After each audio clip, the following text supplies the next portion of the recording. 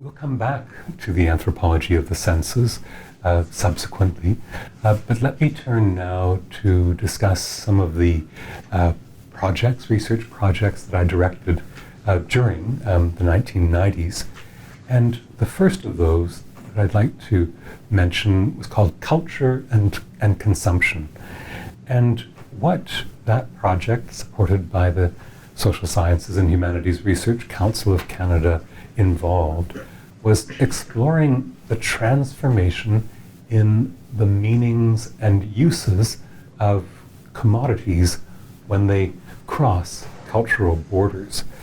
So for this project, I sent my students off to all kinds of far-flung places, Paraguay, Cuba, Mexico, India, China, and there they would investigate how Western goods, were received and often repurposed, in that some of the uses to which things were put were not at all what the manufacturer intended.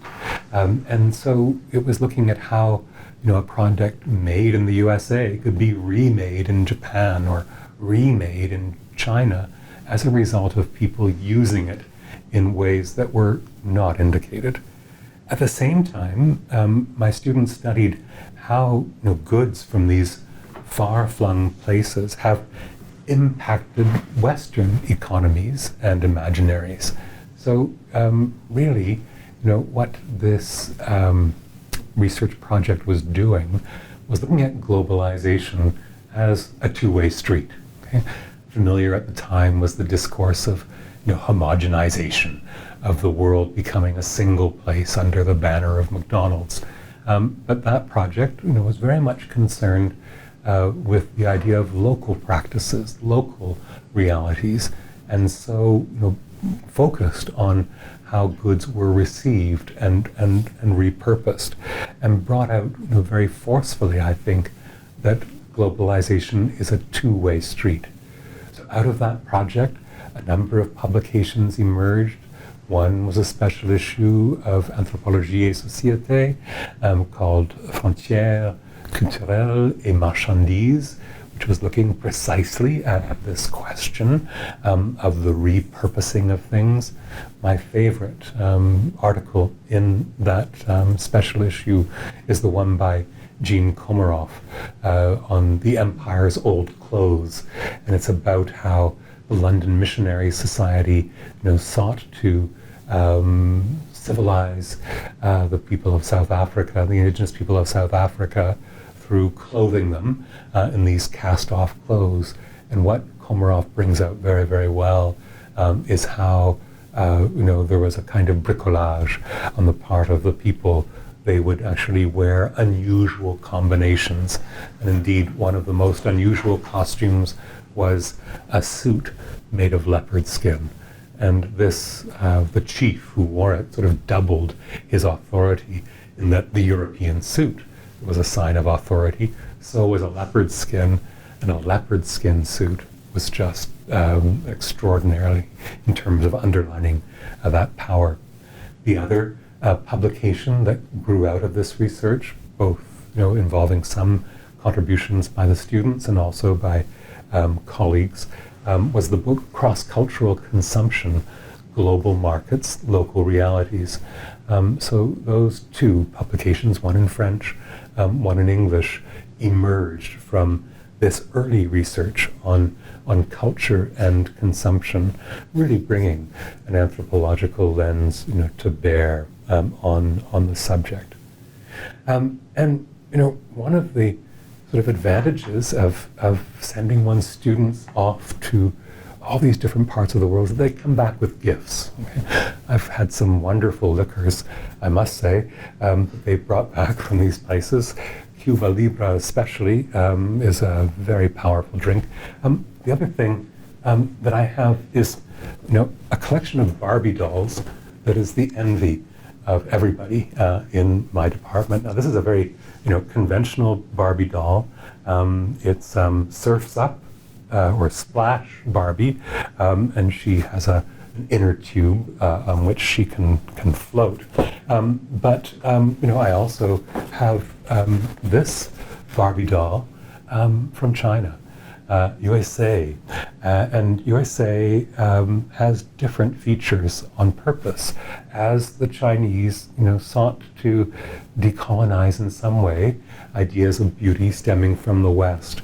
And indeed, this is Bubble Fairy USA, and this is what it says. Our fairy wears a beautiful bubble dress with bubble sleeves, and she even has a bottle from which she can blow millions of bubbles. How fun.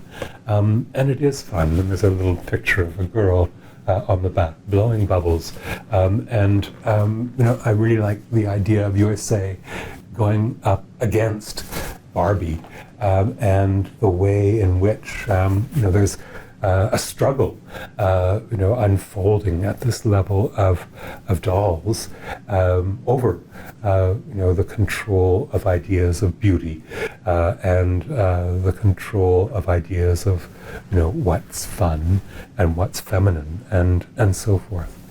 So many, I think, important revelations emerged from the cross-cultural consumption, project, including things like, and this again brings out how globalization is a two-way street. In around 1990, apparently, sales of salsa overtook sales of ketchup in the USA. And so, ketchup is all very well as a condiment, but it's not as spicy as salsa. And so, an interesting transformation in the North American diet occurs in that moment when salsa outsells ketchup.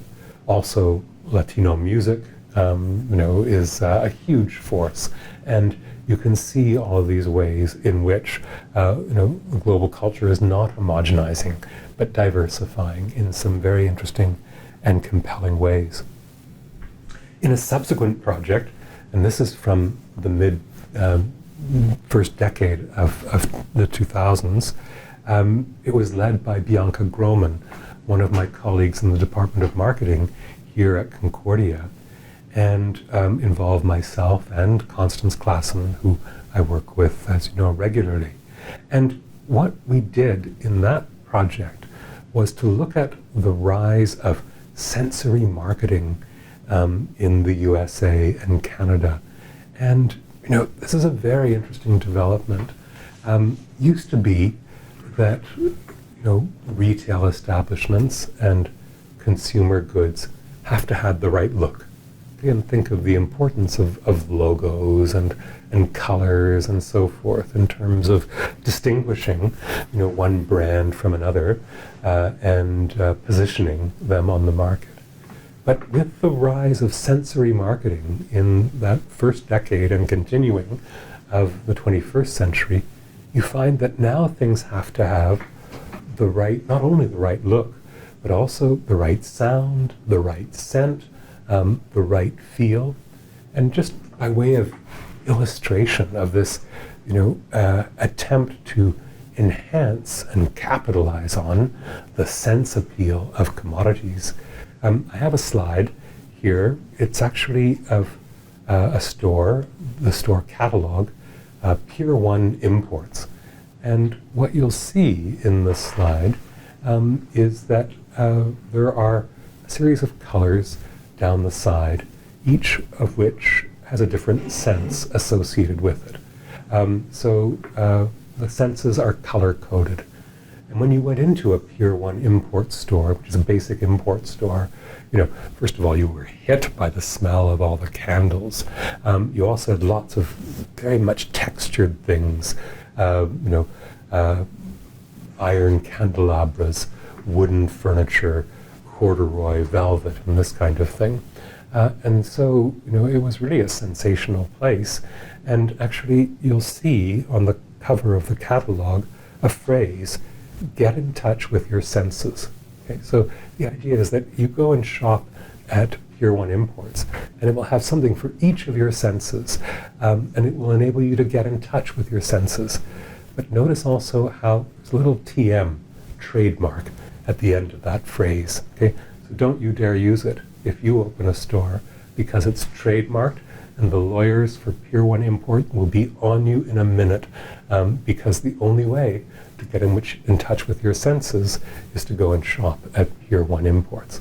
So, what's interesting here is this checklist approach to the senses. Okay, you have to have something for each of the senses, and Pier 1 Imports very consciously, crafts itself as making such an offering.